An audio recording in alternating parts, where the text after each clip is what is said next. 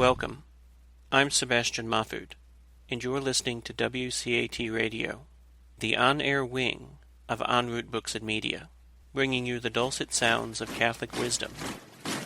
Hello, and welcome to another edition of St. Paul's Letters to America.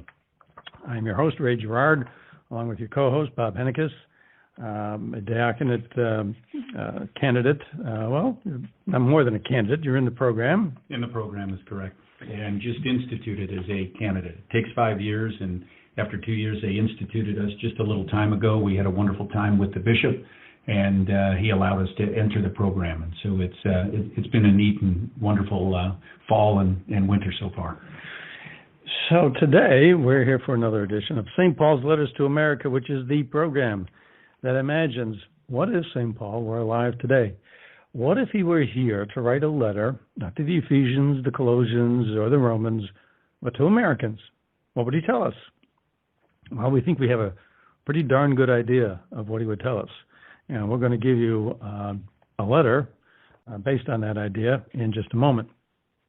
But anyways, what we do is we take a letter like that and we use it in contrast to perhaps some manner of thinking that's out in our culture today. We look at an issue that is current in our society today, and we try to look at it through the prism of St. Paul. And we always do this in a spirit of love and kindness, but through the light of truth. And we think we can find that truth, like I said, from St. Paul.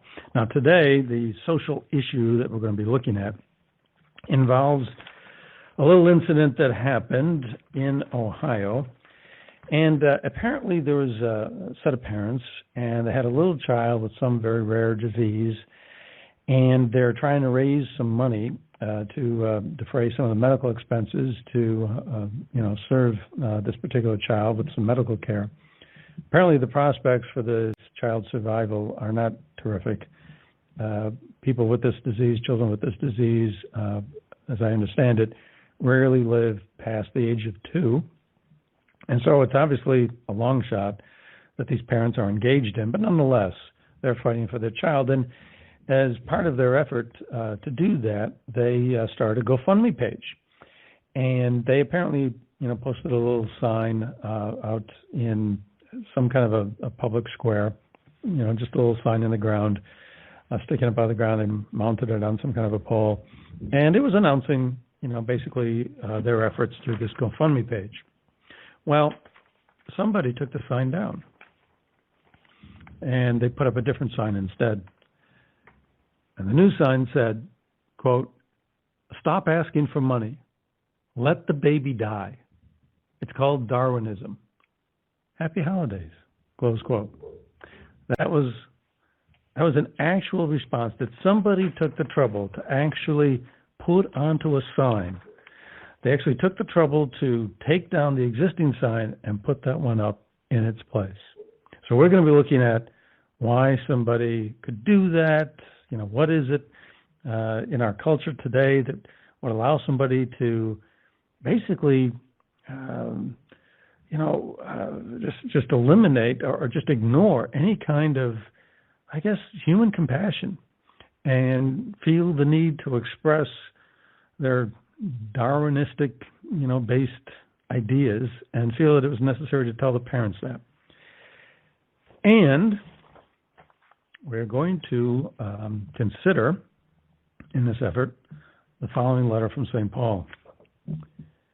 Brothers and sisters, let us give thanks to the Father who has made you fit to share in the inheritance of the holy ones in light. He delivered us from the power of darkness and transferred us to the kingdom of his beloved Son, in whom we have redemption, the forgiveness of sins. He is the image of the invisible God, the firstborn of all creation. For in him were created all things, in heaven and on earth, the visible and the invisible, whether thrones or dominions or principalities or powers. All things were created through him and for him.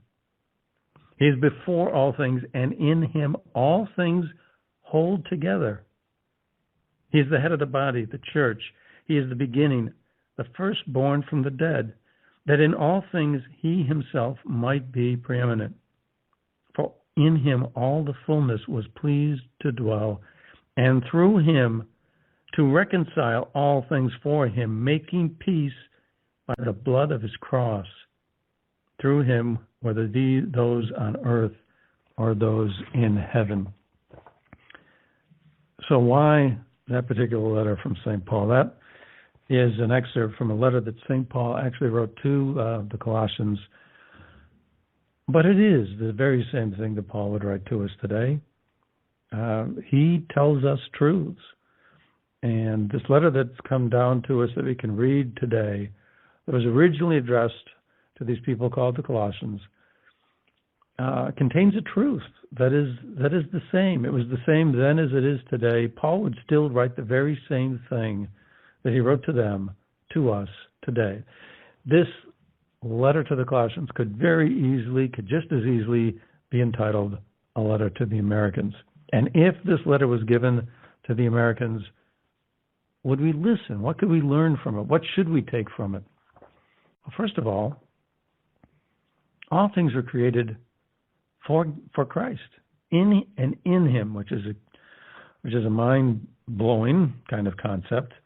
Because then you have to imagine that the presence of God, the presence of Christ is in all of created things. But that's, in no uncertain terms, exactly what St. Paul says. And then he also says something else, something curious, something hard to understand.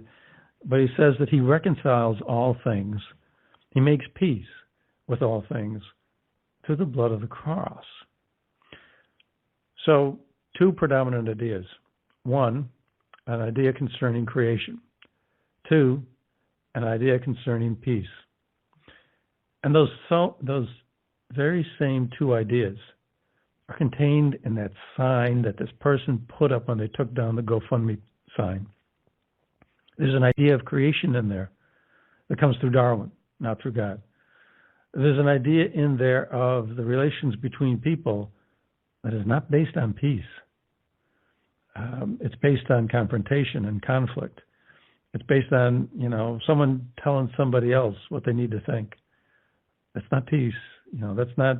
Peace, well, we can continue with that, but suffice it to say that, there's two very different views of the very same two ideas.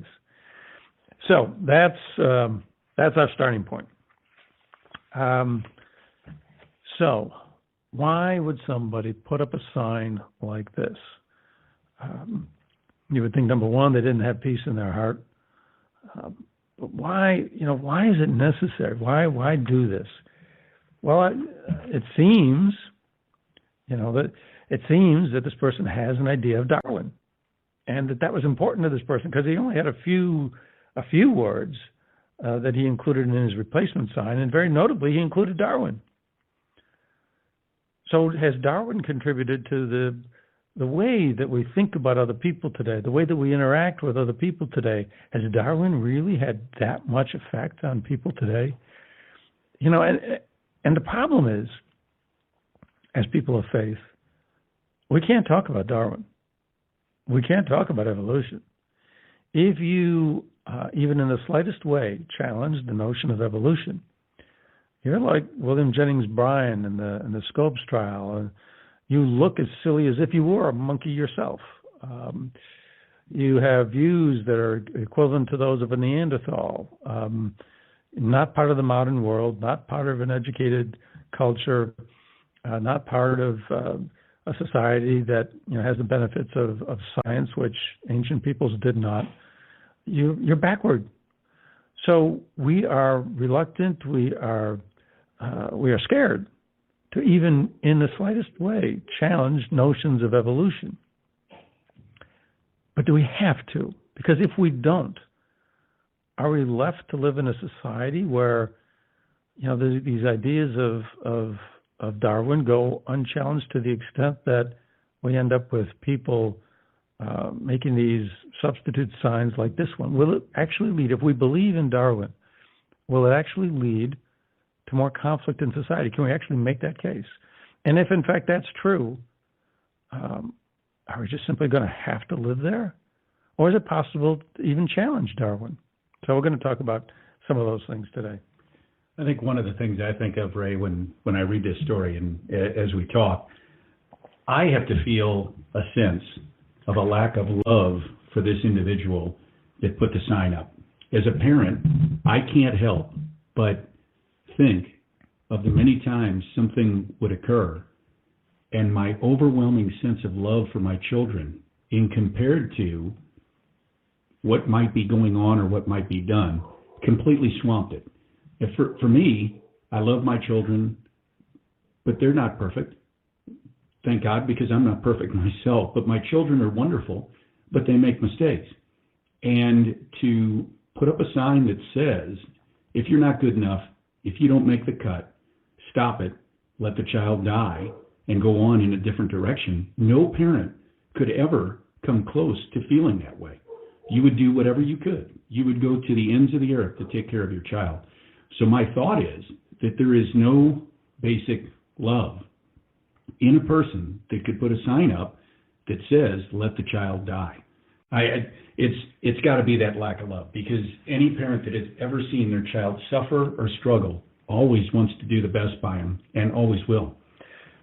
But isn't that, one of the effects of Darwinism? I mean, what is Darwinism? And the theory of evolution that he expressed is simply this: random chance plus natural selection gives us evolution.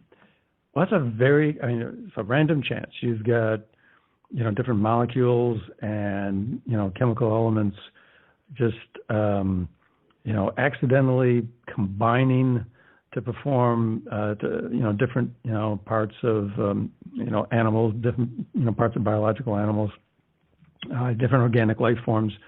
And then, nature, just by a process of natural selection, picks out the best ones, the survival of the fittest, that those that work, great, those get to survive. Those that don't, you don't. Well, all of that's a very cold system.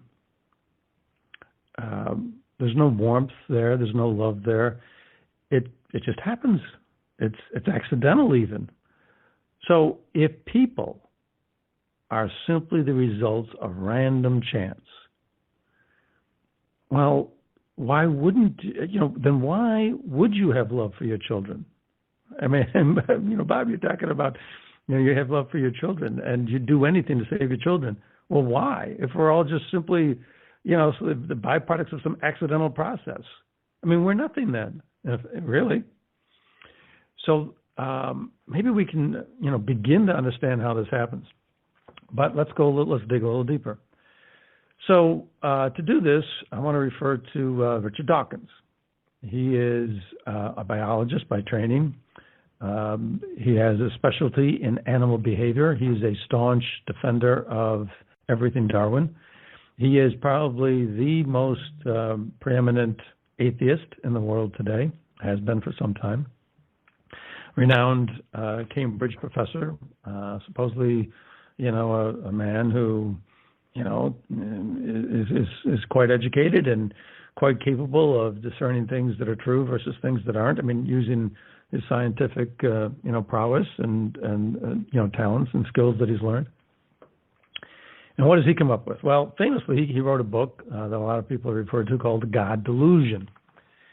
And this particular book argues that there is a Darwinian imperative. If you're considering whether or not God exists or not, there's an imperative that it's not just an open question. It's not maybe there's God, maybe there isn't. There's different opinions on both sides of the aisle. No, it's an imperative that comes from Darwin as to whether or not we can believe in a God. And again, if we can believe in a God or not really is the heart of the question.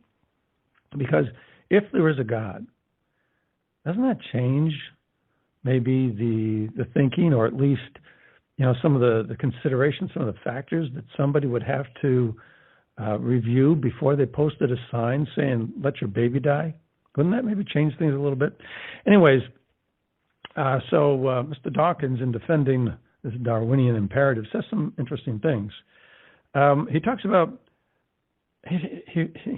oddly, he refers to natural selection as something that, quote, is daily and hourly scrutinizing throughout the world every variation, even the slightest, rejecting that which is bad, preserving and adding up all that is good, silently and insensibly working whenever and wherever opportunity offers at the improvement of each organic being. And the interesting thing about all that is it sounds like a religion. I mean, does it not? You've got something that is silently and everywhere. It's present everywhere. I mean, it's just because why would you describe this? What we earlier described as this cold, random process as something working everywhere, always for the good, to find what is good. Why would you describe it in those kinds of terms? It just seems religious in a way. And the funny thing about it is he has a problem with trying to answer the question as to why there is religion, because he says that religion goes against Darwinism. Religion doesn't produce anything good. If Darwinism only allows things to evolve which help a species, why would you allow religion? Mr. Dawkins writes that religion only produces trouble. A lot of people who are religious in times past, and some today, would fast. They would welcome suffering. A lot of people actually even died for their religion. Religion doesn't help a species survive. So often enough, religion involves people. I mean, you look at Christ on the cross. Christ on the cross, the prime example, the pinnacle of Christian behavior, the Christian idea of self-sacrifice. Well, I mean, he died. This is not something about helping the species or helping just this one individual person live. No, he died. So why religion? Why would religion evolve? Why would nature allow religion to evolve? Well, he has trouble with this question, and he readily admits he doesn't have an answer. He does. He actually admits this. And then you have to wonder, well, why am I even reading his book? Why did he even write the book? But anyways, he gives a possible answer. And the possible answer is it's a byproduct that has evolved over centuries and centuries of parents teaching their children to obey authority. It's good to teach a child to obey authority. And somehow this just evolved not so much as a direct benefit to a species, but sort of like as just some strange consequence, just a byproduct.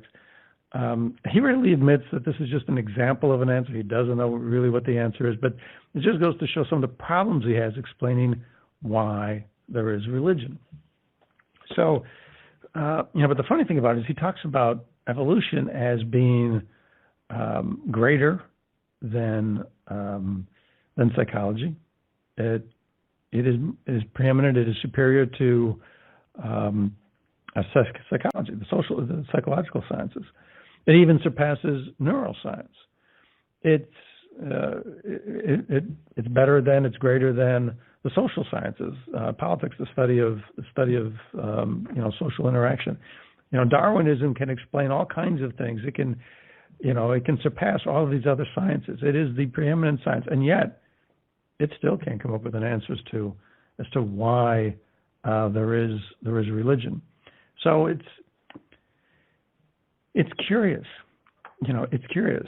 So he struggles with this whole question of religion, but nevertheless admits or maintains, and has for years and years and years, that religion is a bad thing. As a matter of fact, even a few years ago, as we mentioned on an earlier episode of this program, as recently as 2015, he favored the British government taking action to prevent parents from passing on religion.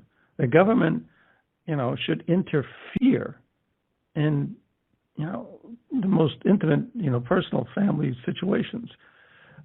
So religion has to be horrible for that.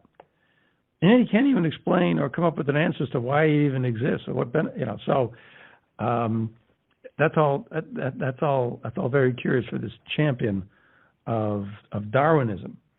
Even stranger still, he's changed recently. He recently came out with a new book and has written that, whether intentional or not, it does, unfortunately, religion apparently does, it does unfortunately seem plausible that if somebody sincerely believes God is watching his every move, he might be more likely to do good.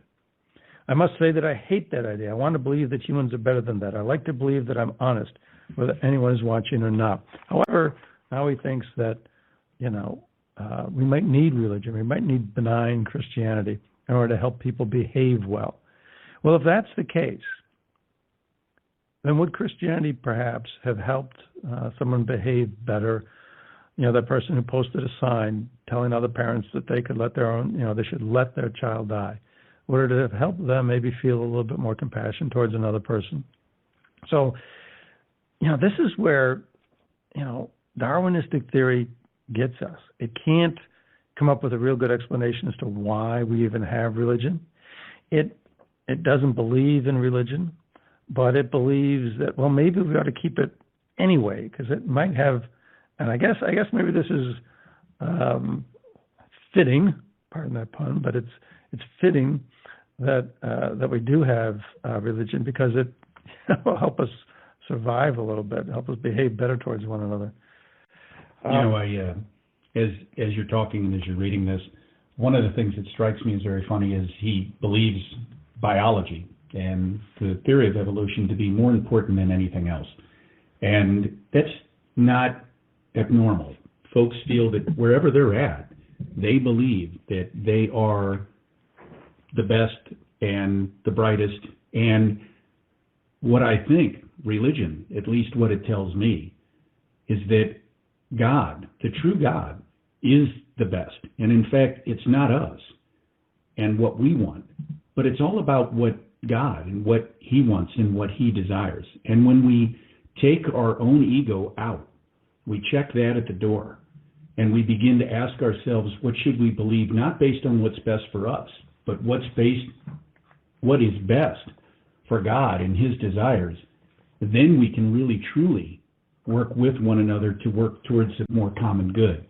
I think this guy's got a bit of an ego issue and an ego problem, and I believe that whoever it is that believes that this child should not be given a chance and die obviously has an ego issue as well. They're not thinking about that child, they're only thinking about themselves. And I know for myself, whenever I worry more about myself, I'm dead wrong and I'm headed down the wrong path. And I think we should continue to think, what is it that God wants from us? And that should be in the front of our brain as opposed to what's best for ourselves. So we've touched on some of the problem areas with regard to Darwinism as in the context of religion, but we really haven't attacked it or challenged it directly. Is it in fact possible to challenge evolution directly? Because if so, then all of the things that flow from a belief in evolution have to be questioned. Now, well, at least now they're open to question. Here you have, for example, this person who posted this sign. This, to me, irrefutably is a cruel sign. He did it because of this belief in Darwinism. I mean, the very value of human life now is reflected or is affected by this person's belief in evolution. And we as Christians, or people that are Christians, faithful people, have, as I say, been unable to challenge Darwin directly. Is it possible to do that without being scorned as ignoramuses? Well, interestingly enough, recently there have been some books on the subject.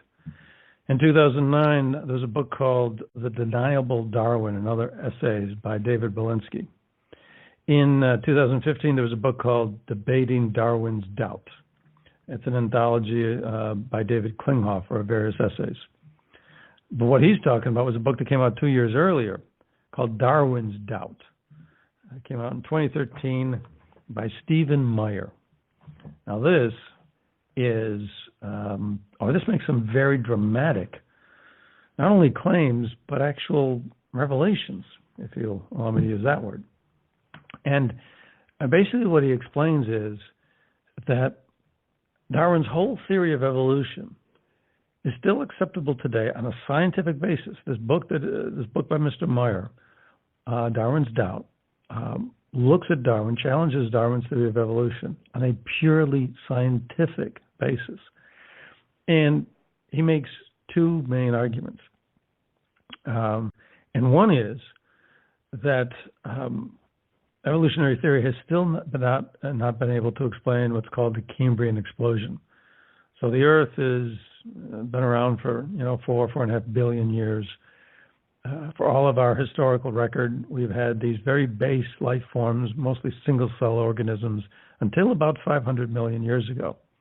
And then over a short span, relatively speaking, of 70 million years, during which there was a gap in the fossil record for any advanced, organic life forms.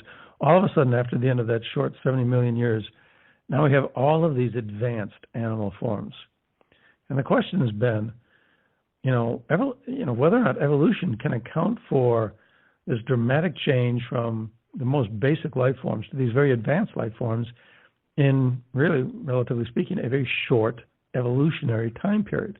The suspicion was that would be hard to do, just with evolution alone. But no one was able to disprove that this actually did happen. And since Darwin, people have been looking for fossils to fill in this gap, and they still haven't been able to do that. So that's a problem. That continues to be a problem. But more to the point, more directly, is an argument based on molecular biology. Now, Darwin couldn't have known of any of these things that we now know in this field of molecular biology. And what we're talking about there is DNA. And, with DNA, we have a series of genes. And, genes produce proteins. And protein on average, is a combination of about 150 amino acids. And apparently there are 20 amino acids that can go into any given protein. And you have various combinations of these acids to come up with a protein molecule. And apparently, if you were to mathematically compute out the number of possible combinations you can have, the resulting number is 10 to the 195th power. Well, that's interesting. What does that mean? Is that a big number? Well, apparently, all of the atoms, remember, this is not a molecule, this is just an atom, which is even smaller. All of the atoms in nothing less than the entire universe itself is a number of 10 to the 80th power. So if we say 10 to the 195th power in terms of the possible combinations you can have, that's a number that's greater than the entire number of atoms in the universe. It's huge. All right. Well, what if we were to come up with a new protein simply by chance, by random chance? Well, the studies that have been done calculate that number as 10 to the 74th power. Well, as you might guess, the numbers that are this large, what you're really talking about is something which is, the basic equivalent of zero. The chances of this really happening are so incredibly minuscule that it's the effective equivalent of zero. So to come up with a new protein, well, how many proteins, you need all these different proteins in a different animal. You're going to have to multiply this process by, hundreds, thousands, millions of times to come up with a new animal. What we're talking about is mathematically, the conclusion that comes from all of this is that mathematically, it's simply impossible to come up with a new species, a new animal form by random chance. It just cannot mathematically happen. So Darwin's whole theory, his original book was called Origin of Species. His whole theory that new species comes about through evolution now looks, from a purely scientific standpoint, that's completely wrong. Well, Ray, let's review a couple of the numbers that you put there. If you look at 70 million years, that's something on the order of 1.5% of all the time in the history of the Earth. So That small percentage, a little more than 1, in that small percentage of time where we can find no record of anything changing, right? We don't have any history, we don't have any fossils. In that period of time that we can't prove anything is when this magical thing happened, where we went from being single-celled beings to complex beings without any record of it, right? And that's only 1% of the entire length of the history of the world. How does that kind of magical change, that phenomenal evolution occur without any record or any proof? What that says is, if you're a scientist, that didn't happen. Something else occurred. It didn't happen randomly. Something else occurred. And for me, that something else that occurred was God. God is in control. And he allowed this, he made this happen. He evolved the world into this ridiculously, mathematically impossible thing occurring into what is life today. That's who God is. That's what he does. So let's go back to where we started. So we have a sign. The author of the sign believes in Darwin's theory of evolution. He tells parents who are fighting for the life of their child that their child should die. And let's also go back where we started this program with this writing from St. Paul. St. Paul offers a different view. If Darwin's theory of evolution might not be correct, might not, mathematically it seems impossible,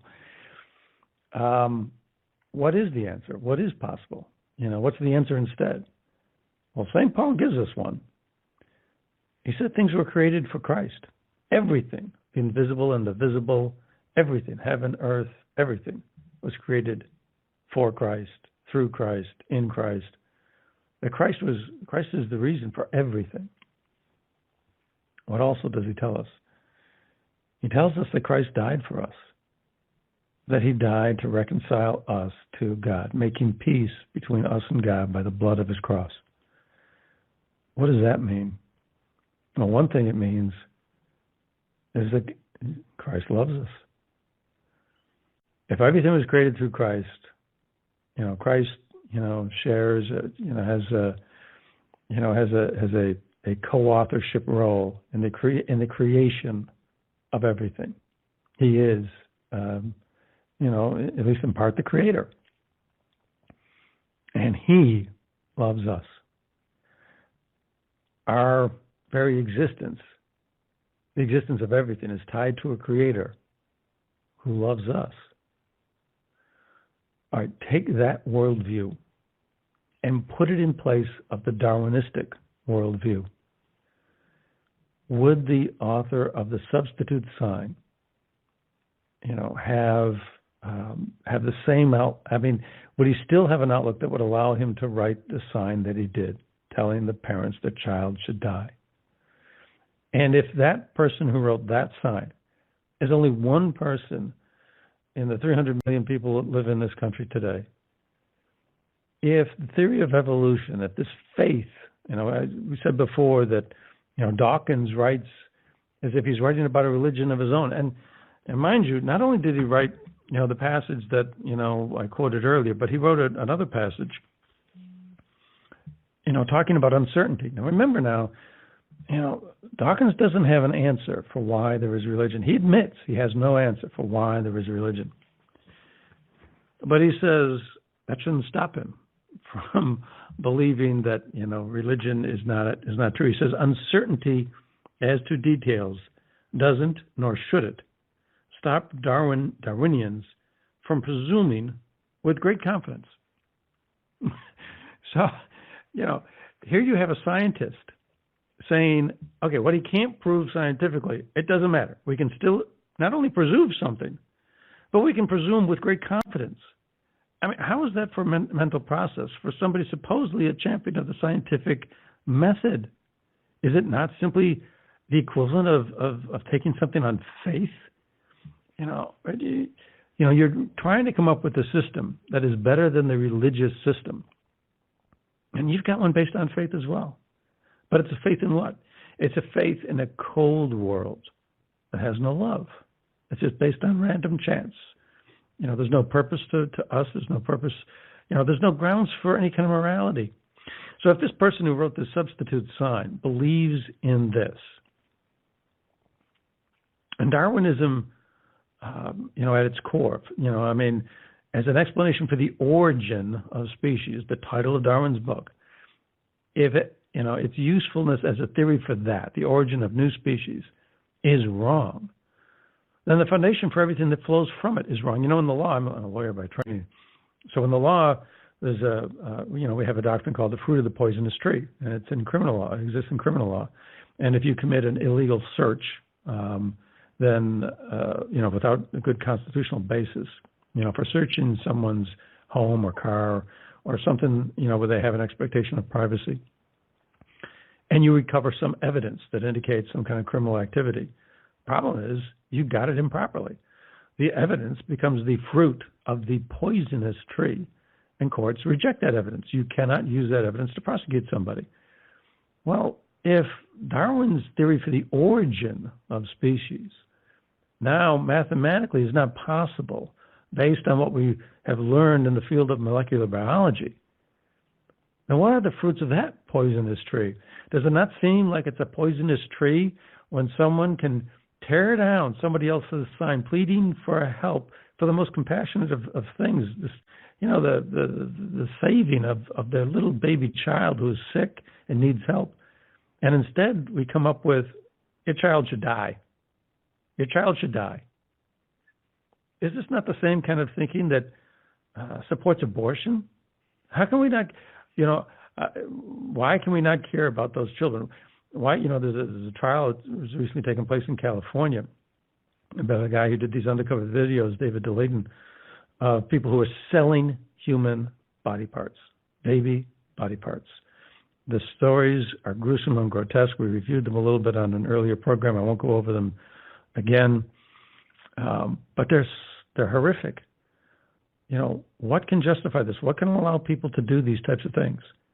Well, if you have a very cold explanation for people and who we are and why we are, then you can allow these. You can justify these things. Anything can go.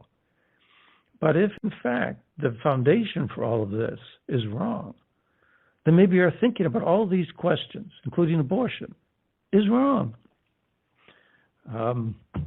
Well, let's consider this from another angle as well. It's funny enough, in the 19th century, of course, we had the book Origin of Species, which has created, it's affected so much in how we think about things. Well, we also had somebody who's changed political thought to a very dramatic degree, Karl Marx. And upon his death, his partner in a lot of his efforts, Friedrich Engels, gave a eulogy for his friend. And he said, quote, just as Darwin discovered the law of development of organic nature, so Marx discovered the law of development of human history. The production of the immediate material means, and consequently the degree of economic development attained by a given people or during a given epoch, form the foundation upon which the state institutions, legal conceptions, art, and even the ideas on religion of the people concerned have been evolved. So means of production, money, the use of property, these effects on society have, these are the bases on which societies have evolved, and they then become the foundation for art, religion, et cetera, et cetera. And so, Marx discovered and talked about and wrote about and explained the evolution of societies, just as Darwin talked about the evolution of organic life forms.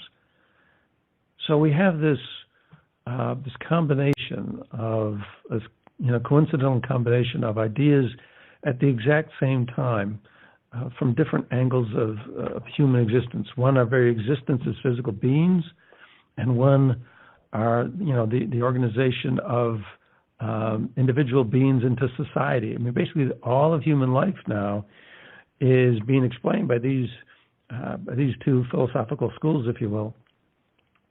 based on this conflict of different forces, this dialectical conflict of forces. With Darwin, it's all about different combinations of organic material fighting against one another to see which is the strongest and the fittest. And with Marx, it's different groups of people, different classes struggling against one another, and fighting within societies to see who's going to be the strongest and the fittest. It's these two revolutionary ideas in two very different fields have to affect the overall perspective, the overall scope we have for thinking about things, for thinking about our world.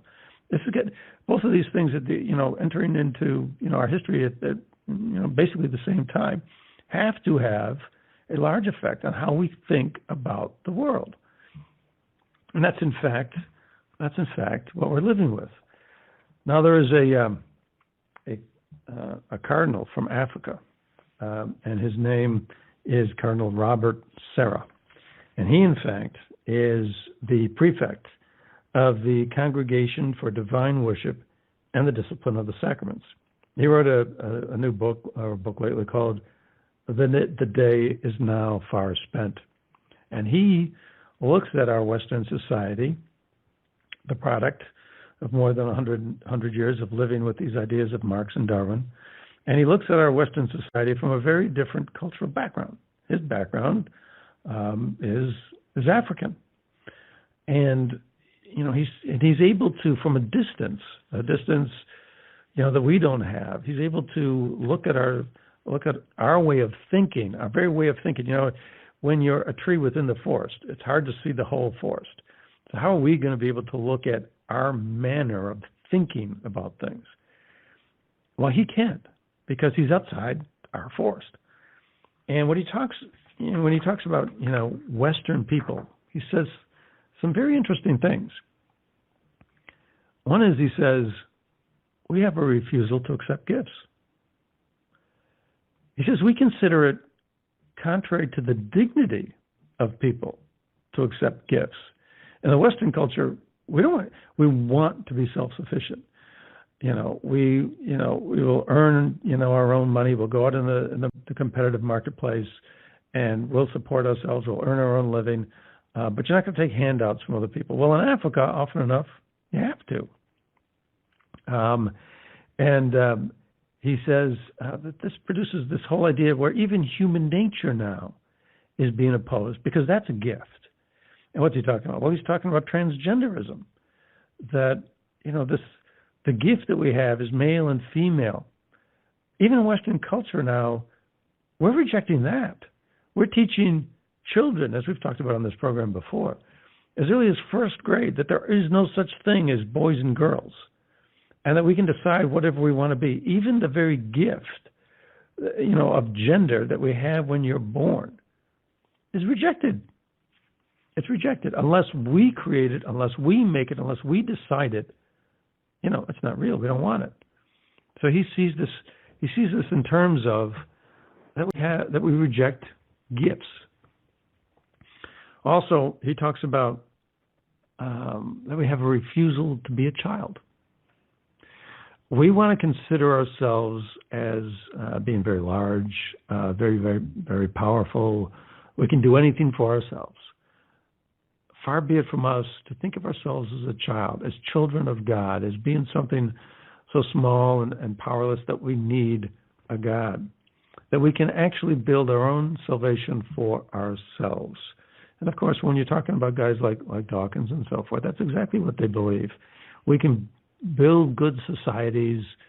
We can build whatever it is we need. Maybe, even if there is no life after this, well, that's okay. But whatever value we can have in, or from our lives, we can build for ourselves. And even if we have to, refusing to be a child dependent on God, even if we have to deny, this tremendous godlike ability to live eternally, that's okay. We'll reject that. We're so adamant, about being able to do things for ourselves. We're going to reject that. And so, it's this world that we're building where it's just us, us by ourselves. We've got, this isolationist, self-sufficiency. We can do everything for ourselves, and it gets to the point where, if you don't want to take gifts from other people, if you don't want things from other people, if you don't want to accept things from other people, we push other people away. We have this great effect in our culture today of divorce, and families get torn apart by divorce. People pushing other people away. And now in the larger context of societies, we have factions and groups pushing other factions and groups away to the point where, other people, we won't associate with other people if they don't believe the same things we believe. And that's why you see this tremendous hostility in political discourse nowadays. Other people who believe politically different than we do, well, they're bad people, and we've got to reject them. There's all this pushing of other people away. There's all this factionalism. There's all this disunity. That's our culture. That's our world. These things are tied together. They don't exist in isolation. These things are tied together. And they have roots, to some degree, with these ideas that trace back to the 19th century, these Darwinistic roots, these Marxist roots. And we're living in this. This is the forest of thinking in which we live today. And we probably can't see it. Certainly we can't see it as well as somebody, from Africa who comes from a very different cultural perspective. But that's what we have. And we contrast that, with what we have from St. Paul. And to believe in St. Paul, we have to be a little bit like what Cardinal Sarah, says is a better way. We have to not be afraid to be like children. Absolutely. I think one of the things you're touching on, Ray, that's to me striking and to the heart is that as individuals, as those of us in the United States, and certainly for myself, very much for myself, I'm ridiculously competitive. I want to do things for myself, and I want to win, and I want to be the best, and I try very hard. And yet, that wonderful spirit that we have to fight, to go get it and go do it the right way, is always within the bounds of doing it and taking care of everyone around us. So however competitive I get, I also need to be thinking of the person next to me as someone else that God created and loving. And if I'm taking from them, right, for my own, then I'm doing something wrong. That is not what God wants. God wants us to love each other. It's fun to compete.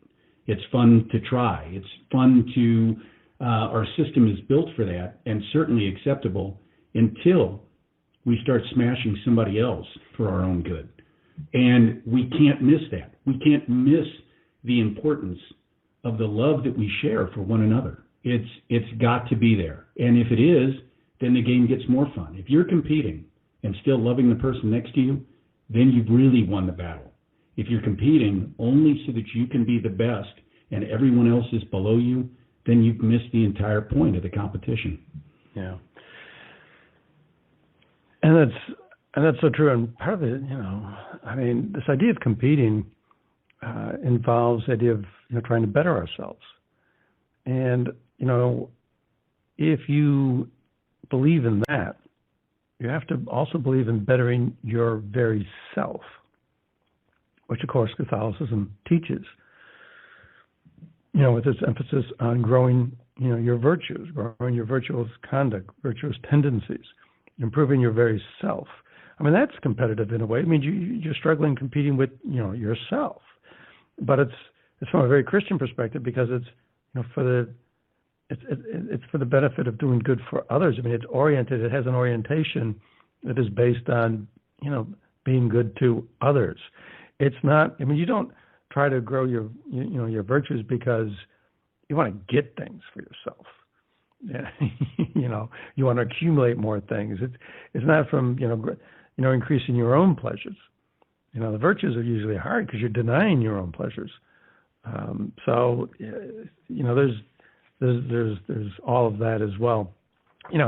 Funny enough, just as another little interesting example of where we are as a culture in the United Kingdom today, they're struggling, as Mr. Dawkins is struggling, with this idea that we live in a world where we have the breakdown of extended families. We have the breakdown of social institutions like churches.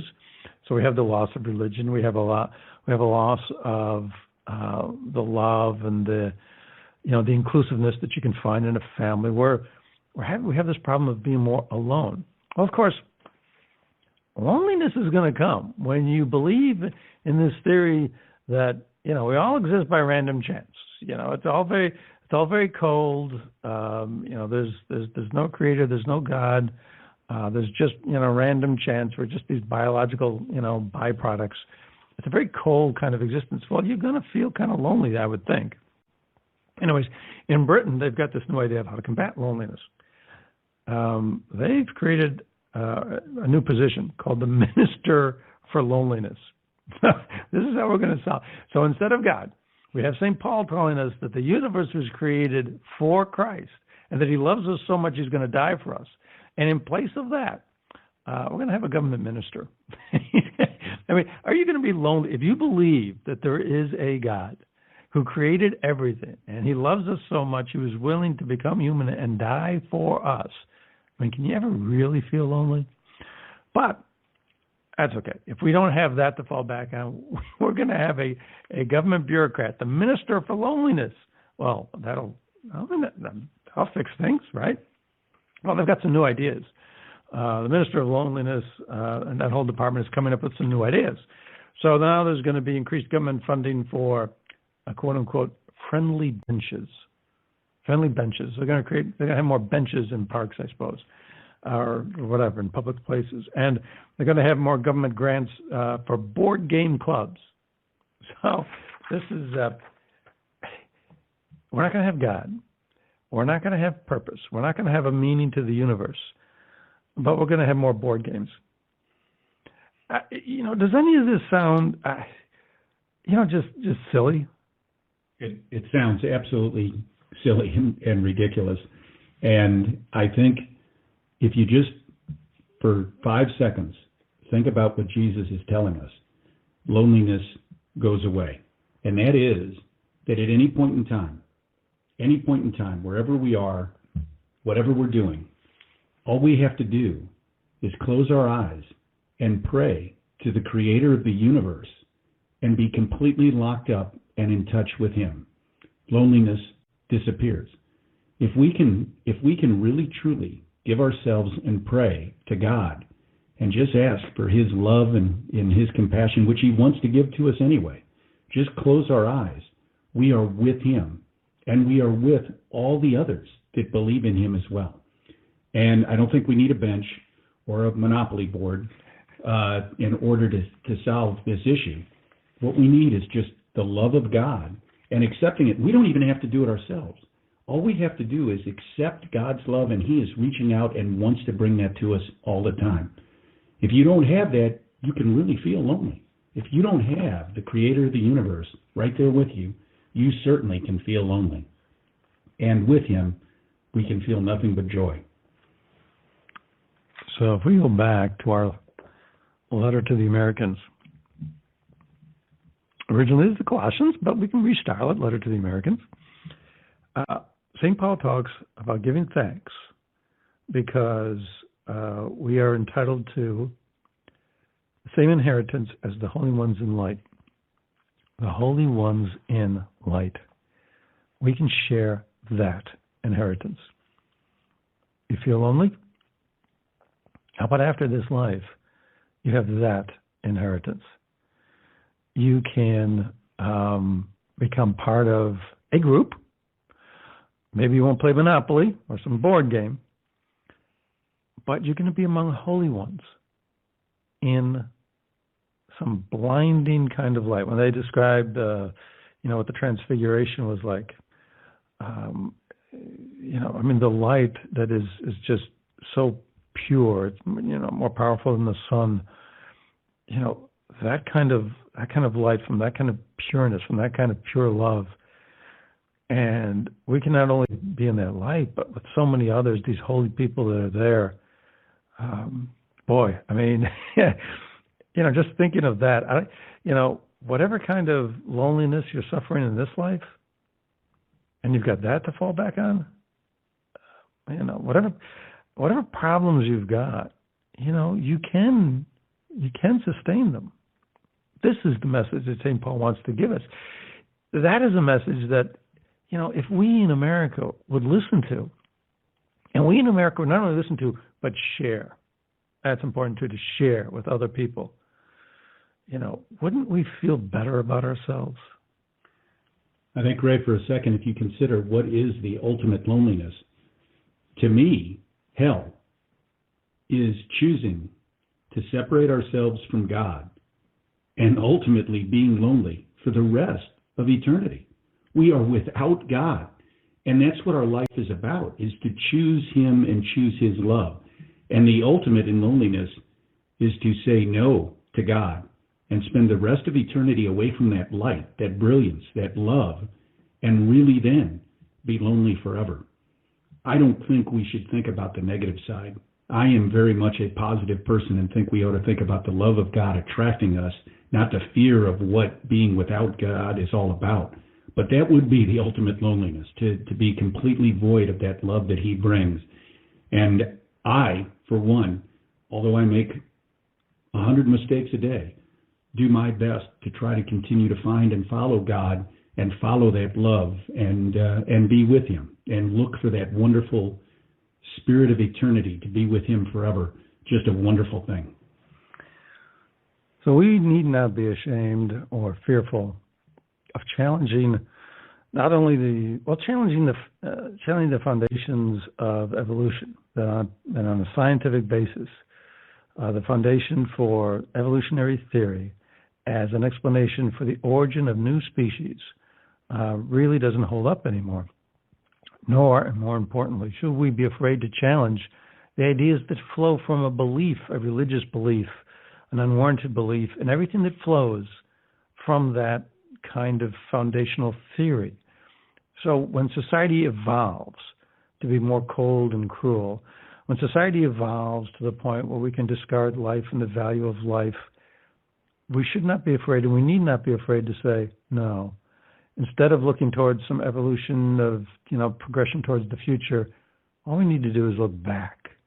Look back to the truth that has existed throughout the entire history of man since we were created, because we were created for Christ and through Christ. And we should not be afraid to invoke His name and to stand up for Him and to try in our little ways to make this world perhaps a better place. So this has been another edition of St. Paul's Letters to America.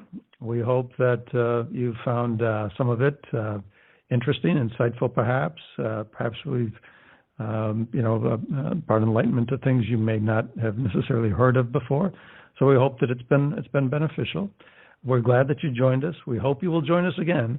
And until then, may God's choicest blessings be with all of you. Thank you. Thank you, Bob. You bet. Thanks, Ray. Hello, God's beloved. I'm Annabelle Mosley, author, professor of theology, and host of Then Sings My Soul and Destination Sainthood on WCAT Radio.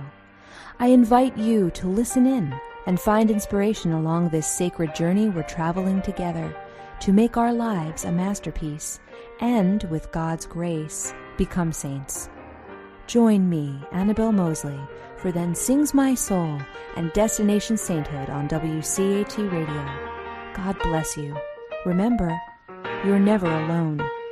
God is always with you.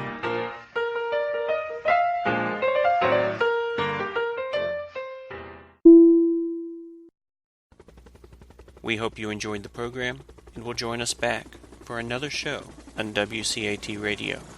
This is Sebastian Mahfood. Good day.